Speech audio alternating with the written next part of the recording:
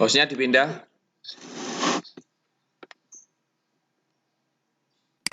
Hostnya Pak dipindah.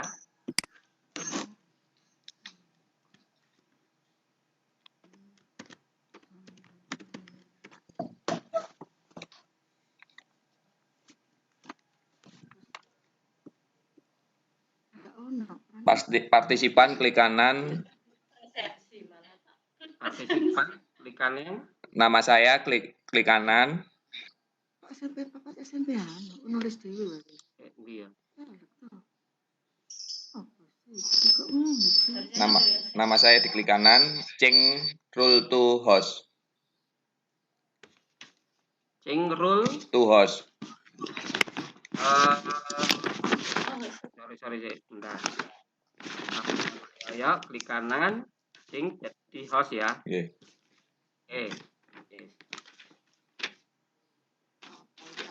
Sudah ya, Pak ya. Sudah saya pindah. Belum. Oh, udah, nggih. Nggih, kita mulai nggih.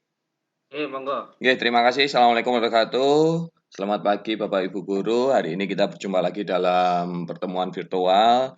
Hari ini kita akan membahas tantangan guru dalam masa pandemik yang akan disajikan oleh Pak Budi Santoso.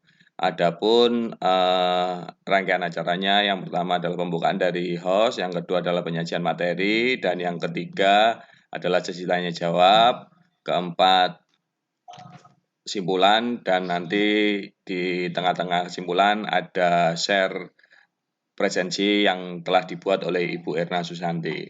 Untuk selanjutnya dengan mengucapkan Bismillahirrahmanirrahim, rangkaian kegiatan hari ini kita mulai. Untuk Bapak Budi Santoso, saya persilahkan. Terima kasih Pak Yai. Sekali lagi saya mengucapkan selamat Idul Fitri. Mohon maaf lahir dan batin. Pada kesempatan ini kita bisa belajar bersama, ya, karena kita berkecimpung di bidang dunia pendidikan. Kita dulu share materi dulu.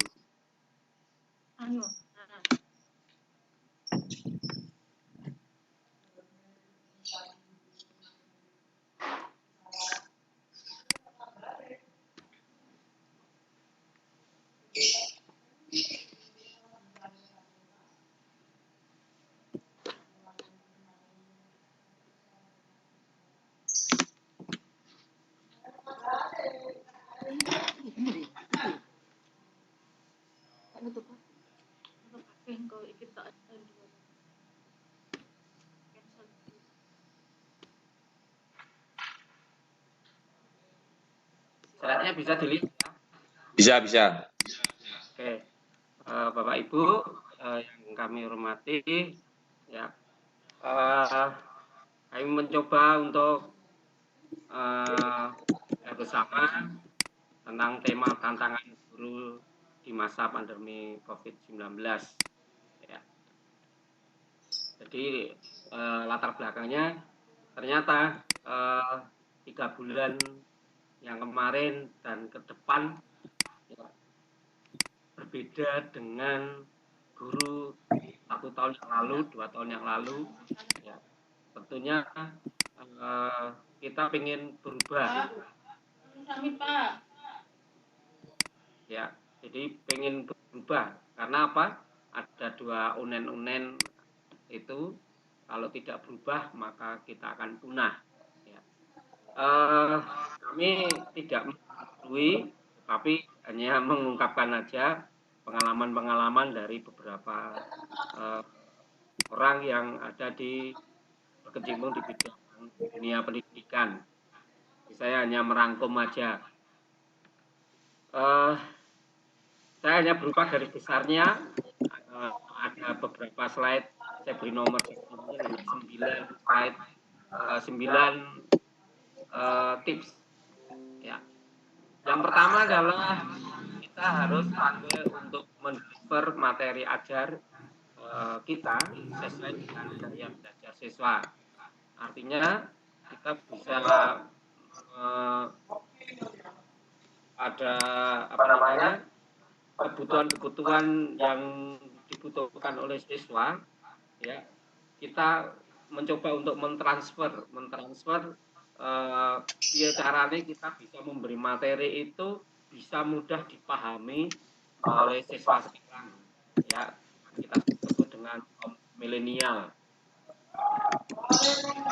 ya sesuai dengan gaya belajar siswa. Ya, kalau kita bisa kita lihat gambar ini, ya gurunya masa lalu masih membawa buku yang tebal-tebal, tapi anak cukup satu alat ya Android semua. Nah ini guru harus berubah kalau masih seperti ini. Yang kedua adalah kita sebagai guru harus dituntut untuk kreatif, ya. Harus dituntut kreatif dalam memanfaatkan media yang kita punya. Tentunya di sini adalah sarana prasarana yang kita butuhkan, media pembelajaran yang kita butuhkan, ya harus dari hari ke hari harus kita update kreatif, ya. Jadi tidak masa kita ngajar zaman tahun 2010 sama dengan yang sekarang. Harus update. Berikut, nah kita mungkin gambar ini bisa menunjukkan ya apakah masih seperti ini, ya masih pakai papan tulis, ya, lalu bagaimana kita media papan tulis kita manfaatkan untuk pembelajaran. Nah, ini media pembelajaran yang pernah saya lakukan. Ini pas pakai pakaian adat. Ini karena pas hari Sumpah Pemuda tahun yang lalu. Dan itu ada diskusi di kelas 8. Waktu itu materinya tentang pluralisme. Jadi kami memanfaatkan walaupun anak-anak tidak memiliki semua laptop, misalnya saya tanya satu kelas itu ada berapa, ada 8, 9, maka kita bentuk 9 kelompok. Jadi seperti ini. Ya. Nah, ini anak-anak sudah aktif di dalam proses pembelajaran lewat media laptop. Ini film, pakai film. Lalu berikut yang ketiga, tips dan trik menyampaikan materi dengan humor yang mendidik. Ya, kita sebagai guru ya tuntutan zaman ya sekarang ya harus bisa humor, ora kereng, ora apa seperti apa nih kipas angin ya, kita di depan kelas lalu kita tengok kanan, tengok kiri. Tapi lah kita membuat job-job singkat yang menyegarkan, menciptakan suasana gembira, ya. Ya. Karena apa? Dengan suasana yang gembira kita membantu siswa untuk beradaptasi dalam lingkungan kelas itu dan beradaptasi dalam lingkungan sekolah dan sekitarnya. Nah, tentunya humor ini jangan sampai kebablasan. Kadang-kadang anak-anak itu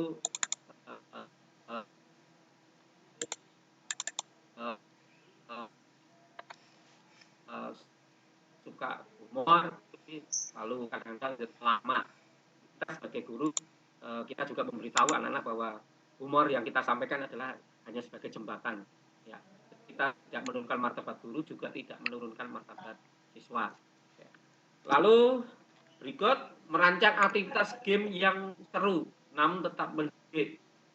Ya, mungkin Bapak Ibu kalau saya ngajar kadang-kadang pakai gitar nyanyi, ya nyanyi satu lagu nasional atau lagu yang hangat, ya untuk memecahkan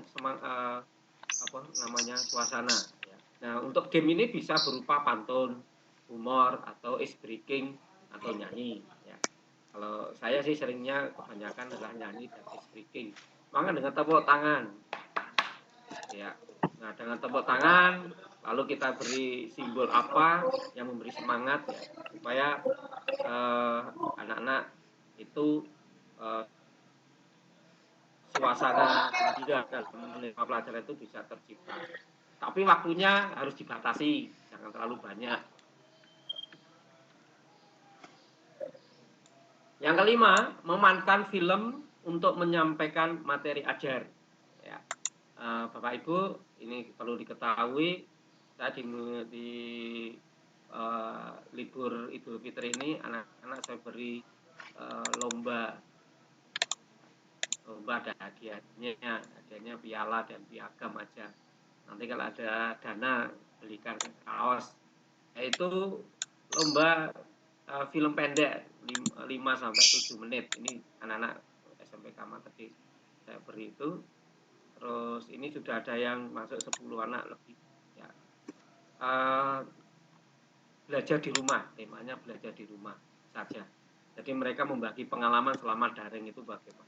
Dari situ ternyata tidak hanya anak itu kreatif, tapi kita bisa mengambil hikmah film yang ditayang oleh anak. Kalau kesahnya anak-anak dalam pembelajaran daring yang selama ini kita lakukan, ternyata menarik, ataukah membosankan, ataukah terlalu banyak tugas, karena belum ada keseimbangan antara pertemuan virtual ini dengan tugas-tugas yang menumpuk. Maka kita nanti kalau memang ke depan ini ya kita menyiapkan film-film pendek, mungkin ya 1 menit 2 menit untuk tentunya film yang kita buat harus sesuai dengan materi pokoknya. Filmnya harus sesuai dengan tema mengajar yang waktu itu diberi, dan tentunya nanti akan kita tagih mungkin berupa refleksi atau bisa ditulis dimasukkan dalam lembar kerja peserta didik. Lalu berikutnya yang keenam, nah kita juga mulai belajar PowerPoint ya, slide yang pokok-pokoknya saja, yang materi pokoknya. Jadi intinya bahwa sekarang kita berbeda ketika belajar secara virtual dengan belajar di dalam kelas, itu sangat beda ketika sama-sama membuat PowerPoint. Jadi kalau PowerPoint lewat virtual ini, kita harus menyampaikan agak terlalu waktunya yang terbatas, maksudnya gitu, ya, bukan cepat ya, maksudnya karena waktu yang kita ketemu secara virtual ini sangat singkat, maka kita bagaimana PowerPoint ini menyusun pokok-pokoknya saja. Ya. Maka kita pandai-pandai menyusun materi, terutama bagi saya, Bu Erna, Bu Utari yang di bidang IPS itu, waduh, materinya mungkin tidak bisa dibatasi.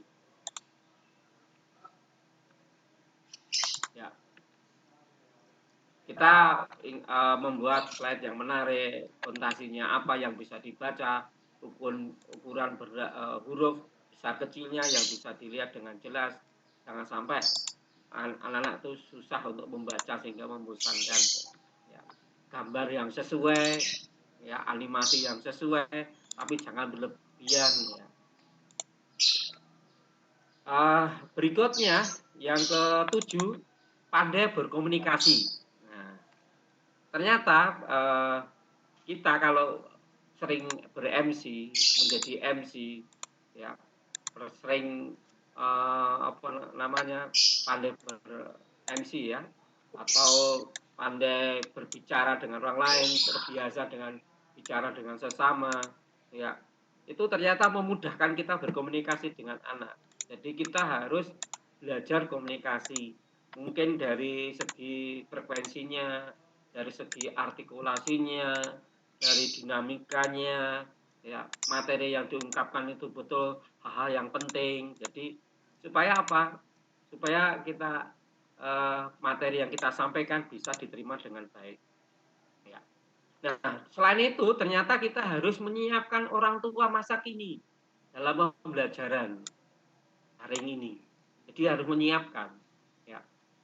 Orang tua kita diberitahu, wali murid kita harus diberitahu bahwa di masa seperti ini dan mungkin akan datang, kita harus memberitahu bahwa ternyata orang tua itu adalah menjadi guru nomor 1 di rumah.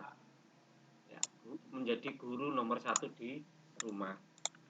Yang kedua adalah sebagai fasilitator, ya, menjembatani, ya, menyiapkan sarana prasarana yang dibutuhkan oleh siswa yang ada di rumah. untuk mengikuti pembelajaran daring.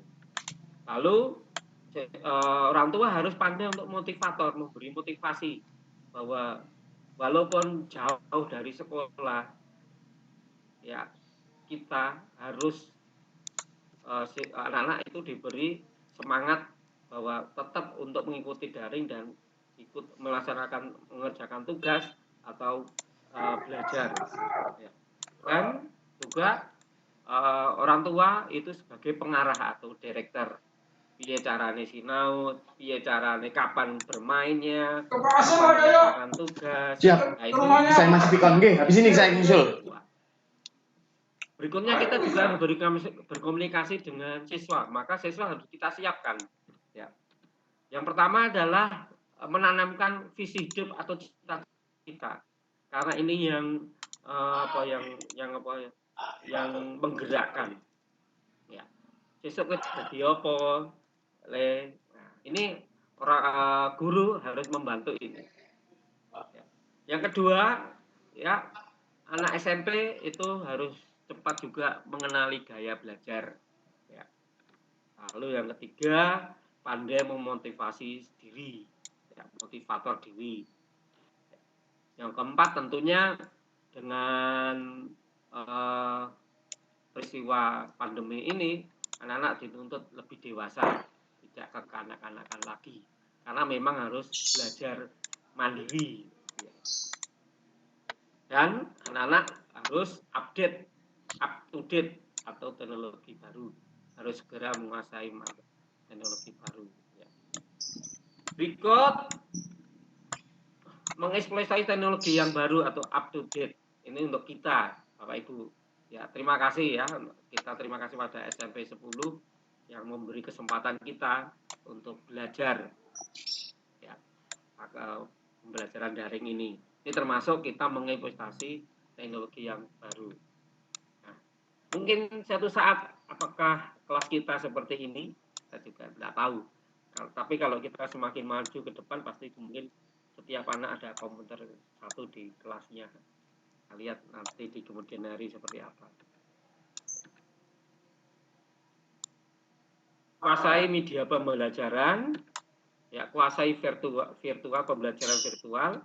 Lalu data yang kita sampaikan itu valid, artinya jangan sampai terutama di bidang ekonomi, data-data yang baru itu jangan pakai data-data yang lama. Ya. Yang kesembilan, merancang pembelajaran yang berkualitas. Mungkin dari RPP kita ubah karena pembelajaran di kelas dengan pembelajaran virtual agak berbeda. Maka guru yang baik itu biasanya membuat RPP sendiri. Ya bolehlah copy paste, tetapi copy paste itu kita renov, kita renovasi sehingga sesuai dengan apa yang dikehendaki oleh pihak sekolah dan pihak kita sendiri. Lalu metode pembelajarannya, media pembelajarannya, Bapak Ibu sudah tahu semua mana metode dan media pembelajaran yang paling tepat sesuai dengan tematiknya. Ya. Lalu soalnya juga mulai ke hot. Ya, mungkin ini ada dua tadi taksonomi Bloom. Kita mau yang mana? Tradisional model atau hybrid model? Monggo Bapak Ibu, kita dua pilihan aja. Ya, jadi perbedaan pembelajaran di luar kelas, di dalam kelas itu sudah berbeda. Oke, demikian Bapak Ibu sedikit informasi atau rangkuman tentang guru menjadi guru yang update, guru di masa pandemi ini. Terima kasih Pak Yoyo. Baik, terima kasih Pak Budi. Seperti itulah Bapak Ibu peserta Vikon hari ini penjelasan tentang tantangan guru dalam masa pandemik.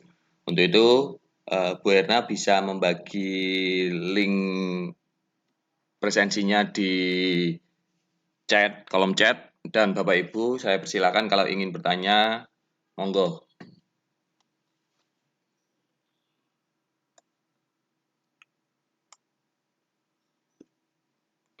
Bisa mengaktifkan mic-nya. Oh, saya aktifkan semua aja, wis. Pak, saya mau tanya Pak. Monggo Bu Yuli.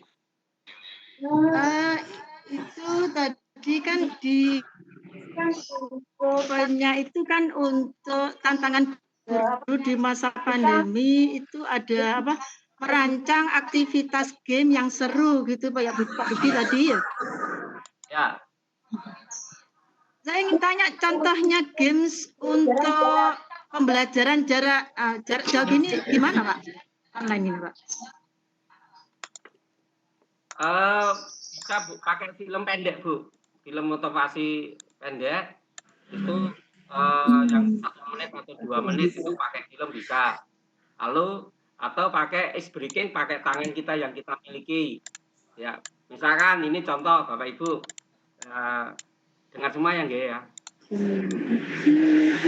Coba Bapak Ibu, pakai tangan saya seperti ini Bapak Ibu, nyanyi, ya, nyanyi. Jadi, Iya. telemi patol epitola tol til epitola tol do. Nah, ini misalkan seperti ini apa anak-anak ikut semua lalu sambil karena mungkin ya sudah 30 menit sudah mendengarkan kita. Kalau dengan teriak lalu berdiri diajak. Tapi kalau ini terlalu kecil bisa besar Bu.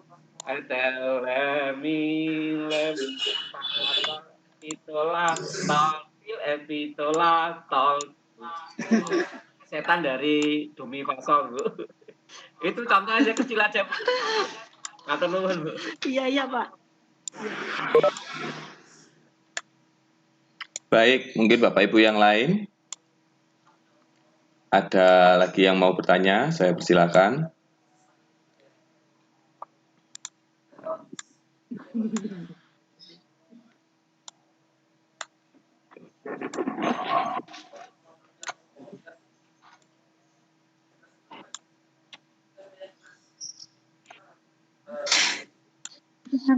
Siapkan orang tua. Monggo. Kita diskusi bareng-bareng aja. Membagi pengalaman, monggo Bapak Ibu. Pak,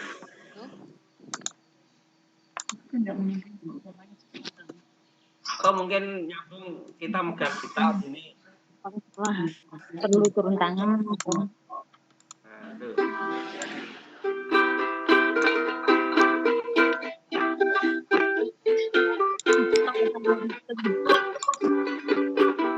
Nah, kita bisa nyanyi nanti di kelas kita bisa bawa alat gitar ini untuk nyanyi pendek-pendek.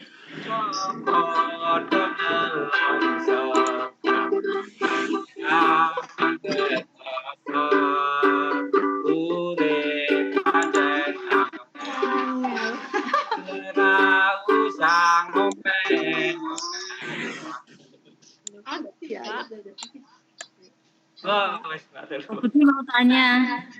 Ya. Pak, mohon maaf, ini kan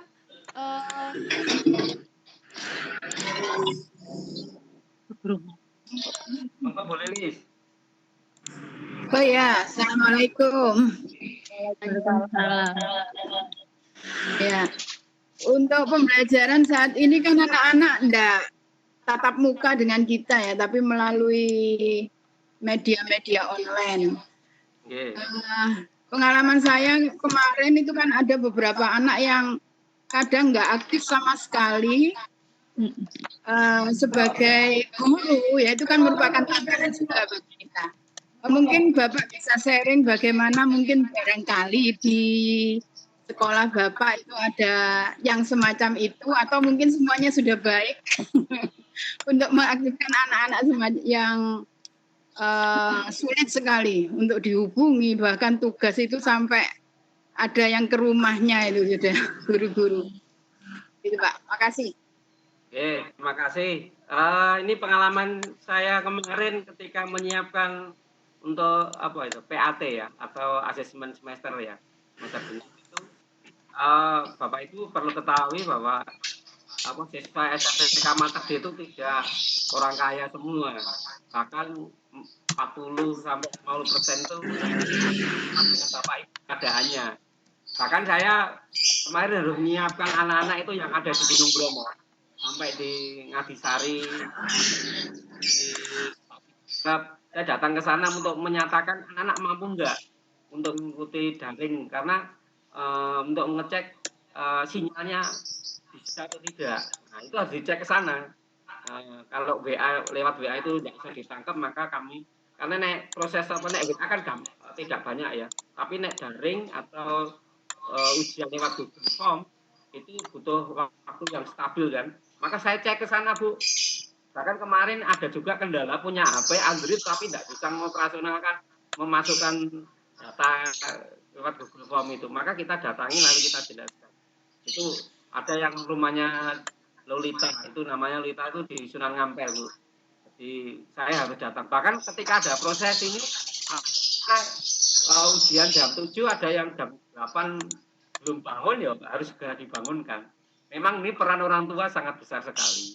Itu yang cara-cara ini. Jadi selain bagian dari, karena ini saya kesiswaan membantu bisa lakukan ini, tapi yang paling penting itu wali kelas. Karena wali kelas itu harus monitoring terus terhadap kehadiran tiap hari pembelajaran daring itu. Peran orang tua yang tadi saya sebutkan juga sangat besar. Dan harus memberi motivasi kemandirian siswa. Itu, Bu, matur nuwun. Ya, terima kasih Pak Budi. Ya, berarti ya sama saja ya dengan sekolah-sekolah dengan SMP 10 juga anak-anaknya juga ada yang demikian. Ya, terima kasih sama. Ya, matur nuwun. Baik, mungkin ada lagi dari Bapak Ibu yang lain. Saya Saya mau persilakan. tanya Budi. Ya, silakan Bu. Ya, halo. Ya, Bu Emi. Monggo, Bu Emi. Mau tanya sih yang tentang peran orang tua yang mendampingi anak di saat pembelajaran dari rumah ini. Ya, sebagai orang tua kan merasakan sendiri ya, kita yang sudah punya anak seperti ini ya masih kesulitan gitu. Padahal di situ tadi dijelaskan Pak Budi, orang tua itu macam-macam ya, fasilitator dan sebagainya. Apakah ada treatment khusus dari sekolah pada orang tua yang dari sekolahnya Pak Budi itu untuk mengaktifkan orang tua jadi peran itu begitu. Terima kasih Pak Budi. Oke, kalau untuk SMPK Materdit, setiap pengajaran baru ada parenting, Bu. Jadi parenting itu pertemuan para wali murid, ya, karena kelas 7, kelas 8, kelas 9 berarti ada 3 pertemuan yang temanya berbeda-beda. Kelas 7 itu untuk siswa yang baru bagaimana beradaptasi. Jadi orang tua, ya, kelas 8, kelas 9, jadi 3 kali. Jadi diadakan parenting. Itu pertemuan kita mendatangkan narasumber dari luar untuk memberi motivasi bahwa anak-anak itu harus didampingi terus-menerus. Langkah yang kedua, kalau penerimaan rapot, Bapak Ibu, penerimaan rapot mid semester atau akhir semester itu kita berdialog. Ya, ini juga memang yang kesulitan adalah orang tua yang mungkin tingkat pendidikannya yang rendah, lulusan SD, lulusan SMP, itu paling susah. Ya, sangat beruntung kalau biasanya orang tua kalau itu guru, itu sangat beruntung. Jadi memang sekolah harus minimal ada parenting, ada pertemuan orang tua, ada wali. Jadi jangan sampai datang ke sekolah kita hanya mengambil rapot tok, tetapi kita harus memberi pesan-pesan gitu. Ini yang pernah kami lakukan. Demi juga kalau ada orang tua mengalami kesulitan, orang tua itu datang sendiri ke sekolah untuk kalau di swasta kan ya kaitannya ajang anak sebagainya. Terima kasih. Terima kasih Pak Budi informasinya.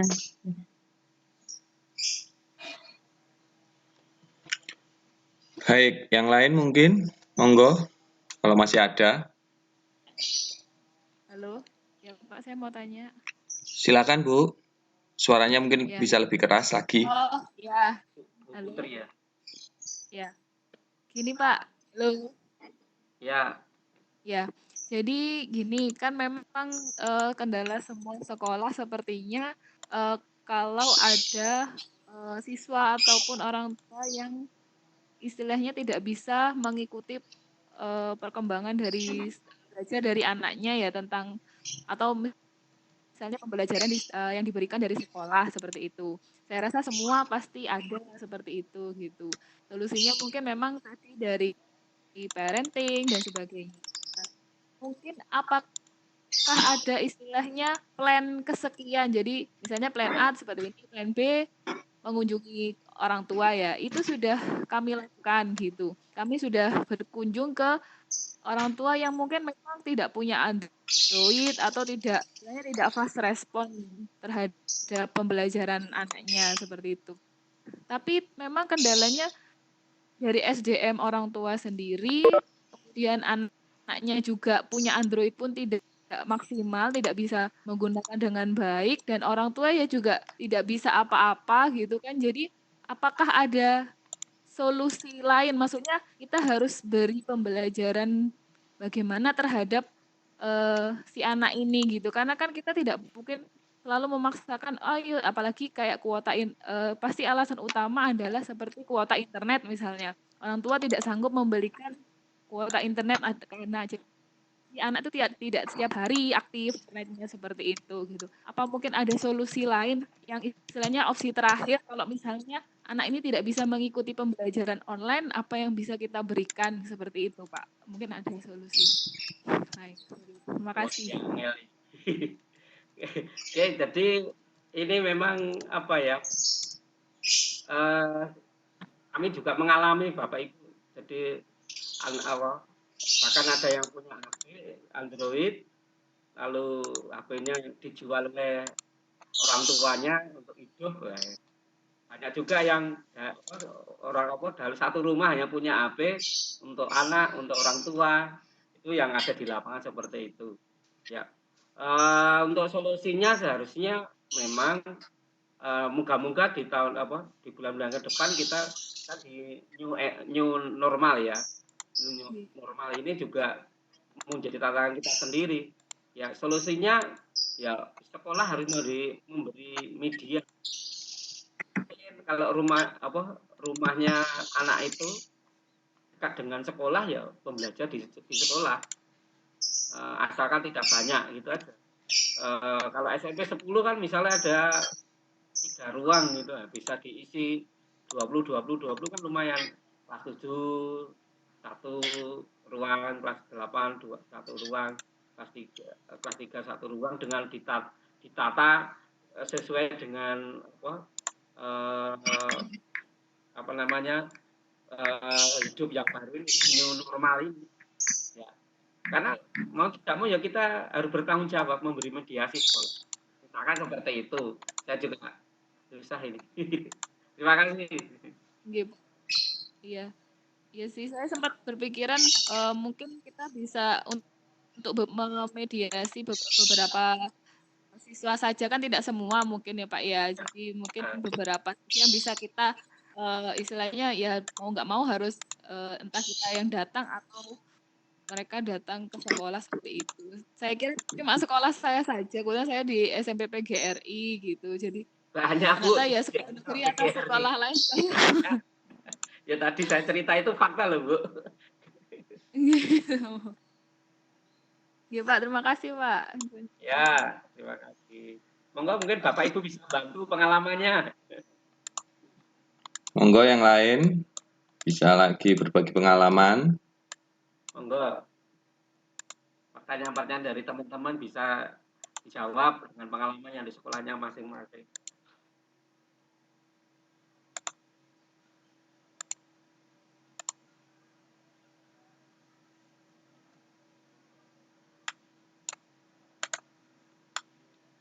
Assalamualaikum. Waalaikumsalam. Monggo Bu. Gini Pak ya, siswa kalau di tempat saya itu menggunakan learning ya. Learning ini kalau menurut saya mudah sekali dalam menyampaikan, tapi tidak bisa menggunakan feedback ini. Nah, itu kesulitannya, yaitu tadi anak-anak itu paketannya yang enggak ada, terus apalagi tempat keadaan lokasinya itu sulit sekali. Nah, yang jadi permasalahan saya ini di sini, apalagi tambah menggunakan ini, Kisco Bebek ini, tambah sulit gini. Gimana ini? Saya ngajar di MTSN Python. Maaf, ini baru masuk di grup ini. Jadi saya agak belajar juga menggunakan ini, agak gagap gitu lah, gaptek gitu istilahnya.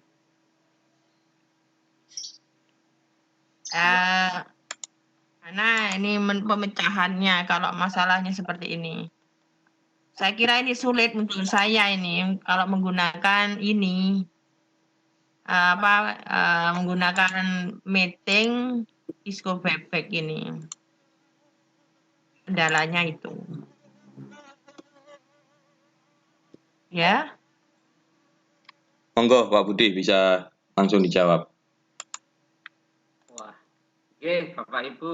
Jadi ini kita mulai berkolaborasi, Ya, Ibu kan kami kolaborasi antara orang tua dan antar orang tua dengan sekolah, orang tua mungkin dengan juga pihak swasta yang lain. Ya, Bapak Ibu mungkin kalau yang swasta mungkin kalau seperti ini ya, misalnya kalau mungkin pakai Kisco Bebek atau pakai Zoom, ya ini kan masih gratis ya. Nanti kalau sudah bayar, biaya caranya ya untuk meeting seperti ini mungkin gabungan beberapa sekolah membayar yang sekian dolar itu, ya lalu bisa diadakan meeting seperti ini. Jadi karena memang harus suatu saat mungkin dalam 3-4 pertemuan kita itu mungkin sekali-kali kita membuat virtual semacam ini. Ya, kami ada beberapa Bu yang orang tua yang mampu, orang tua yang tidak mampu itu ya orang tua yang mampu ini pernah memberikan HP pada anak-anak yang dalam satu kelas itu urunan Bu, pernah urunan memberikan Android kepada anak-anak seperti ini. Ya kita membangkitkan peduli kepekaan sosial bagi anak-anak yang kaya-kaya itu membantu teman-teman yang miskin, orang-orang yang belum mampu ini. Salah satunya itu, dan itu ada beberapa dilakukan di kelas. Kalau kami di sekolah kami ada di kelas 7D, ada yang seperti itu, kelasnya Bu Dwi, guru IPS. Jadi dengan cara silang gitu, mungkin salah satunya itu.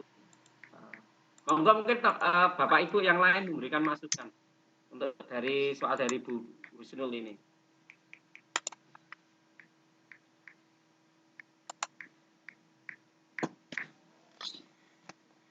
Nggih, monggo mungkin ada yang mau berpendapat, dipersilahkan. Bu Erna, monggo Bu Erna.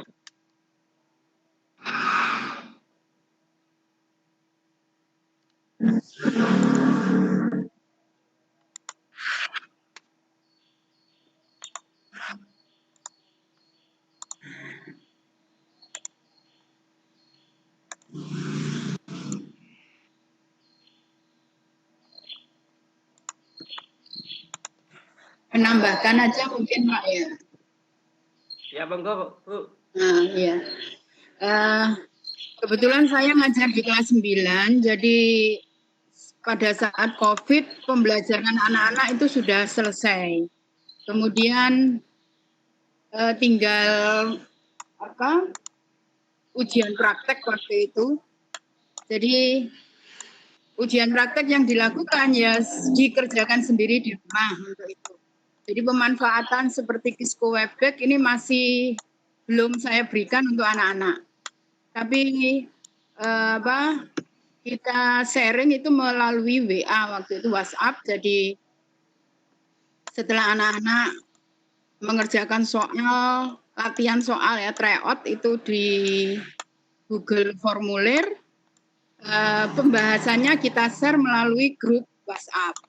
Nah, Tetapi Pak Andi waktu itu sudah sempat melaksanakan meeting dengan anak-anak, jadi bisa menggunakan Webex meeting waktu itu.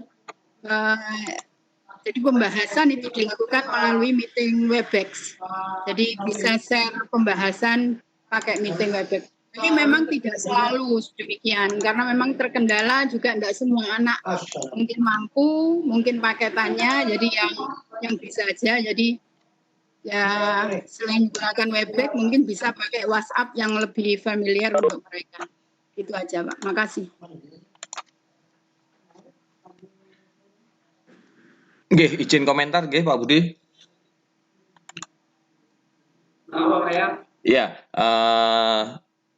ya memang inilah yang harus kita alami, kita hadapi. Tapi sepengalaman saya, memang apa ya, zamannya kita beda. Zamannya Bapak Ibu guru dengan zamannya anak-anak itu beda. Ada anak-anak yang lebih tanggap, ada anak-anak yang kurang tanggap, ada anak-anak yang terfasilitasi dan ada anak-anak yang tidak terfasilitasi.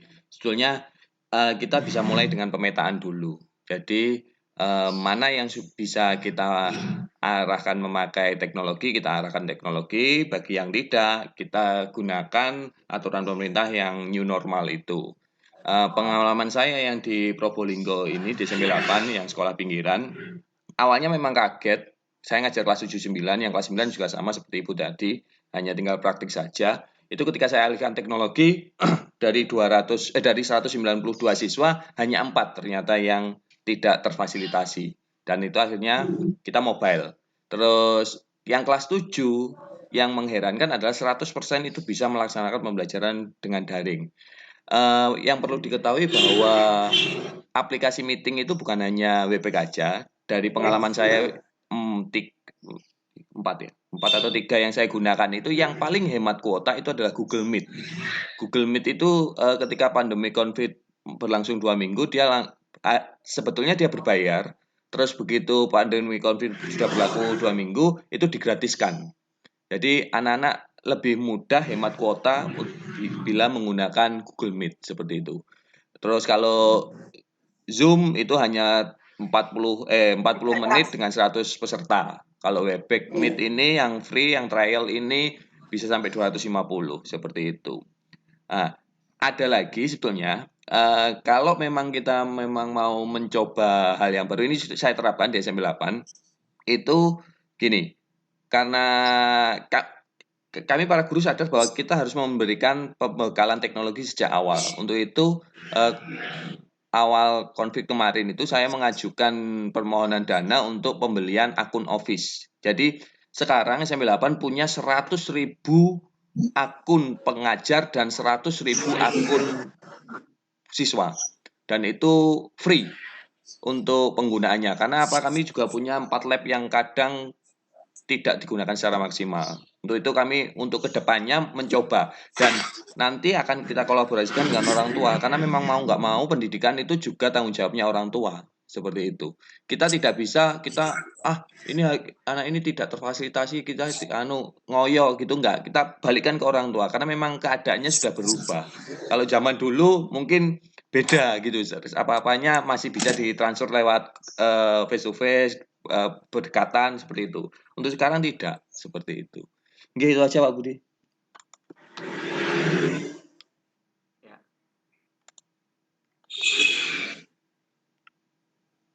Mungkin yang lain, monggo kalau masih ada pertanyaan. Ada pertanyaan, monggo.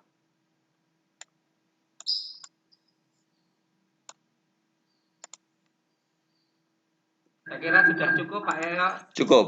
Terima kasih Bapak.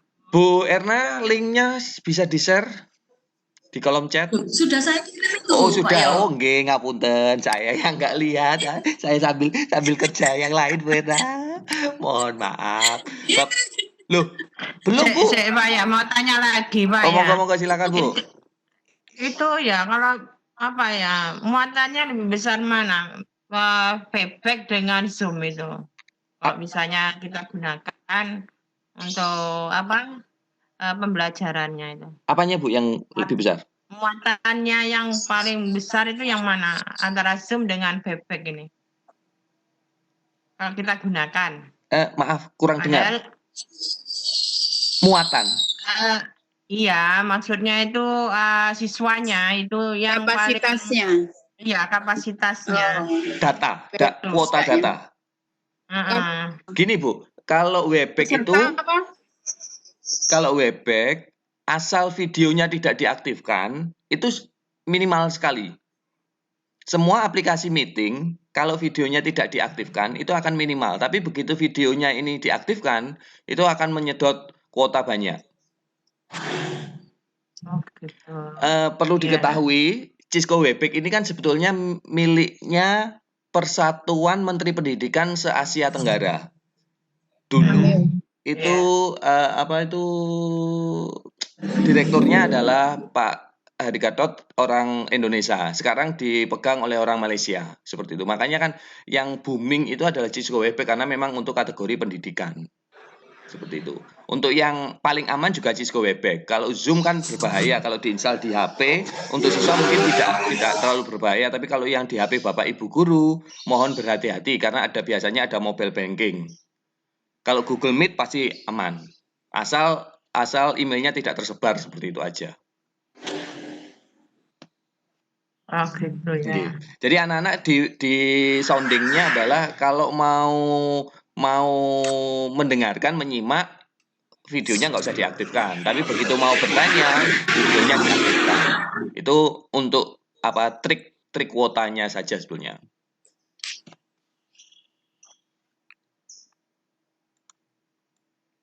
Saran saya sih mending sekolah-sekolahan, mungkin Bapak Ibu guru ini bisa mengajukan ke kepala sekolahnya atau melalui guru TIK-nya itu mengajukan untuk pembelian akun, bisa Google Suite, Google Education atau Microsoft 365. Saya kemarin itu mikir antara Google Suite dengan Microsoft 365, saya lebih condong ke 365. Sebetulnya syaratnya mudah, hanya pembelian domain dan file hosting. Setelah itu kita daftarkan. Setelah itu kita bisa mengakses. Kalau Google Education saya mikirnya terlalu sederhana. Saya ingin memberi pengalaman lebih kepada anak-anak. Alhamdulillah kemarin teman-teman juga bersepakat ria bahwa kita jalan bareng saja. Google-nya melalui Classroom-nya itu yang sederhana. Kalau yang Microsoft 365-nya itu kita jadikan barometernya istilahnya. Rencananya kedepannya SM8 akan terkenal dengan ini Office 365-nya, karena di Probolinggo sepertinya belum pernah ada yang mencoba 365 ini. Dan untuk guru itu lebih mudah karena ada akses MIEE, Microsoft Innovation Educator lupa saya, E1-nya. Itu jadi kan biasanya Bapak Ibu guru itu, aku nggak punya sertifikat mau naik pangkat lah. Itu di Microsoft 365 itu disediakan secara online, jadi mau ikut pelatihannya, mengerjakan latihannya, nanti dapat sertifikat dengan jumlah jam-jam yang tertentu. Dan itu ribuan jenis pelatihannya dan bisa diakses gratis melalui akun 365 itu. Prosedurnya cukup mudah kok. Diserahkan aja pada guru yang agak muda gitu atau guru TK. Nanti guru-guru yang lain tinggal memakai, diberi tutorial. Ini aja di SM8 ini tiap 4 hari sekali kalau nggak salah ya. Ini ada pertemuan rutin seperti ini melalui Teams. Teams itu istilahnya Webex-nya Office 365 dan melalui Webex. Hanya untuk difamiliarkan. Karena mau nggak mau guru harus familiar lebih dulu daripada siswa. Seperti itu.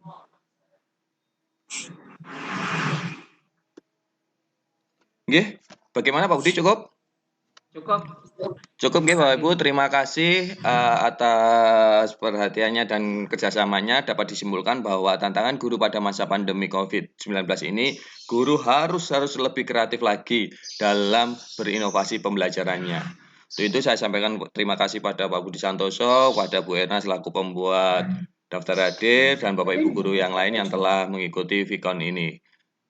Kurang lebihnya saya mohon maaf atas nama host. Wassalamualaikum warahmatullahi wabarakatuh.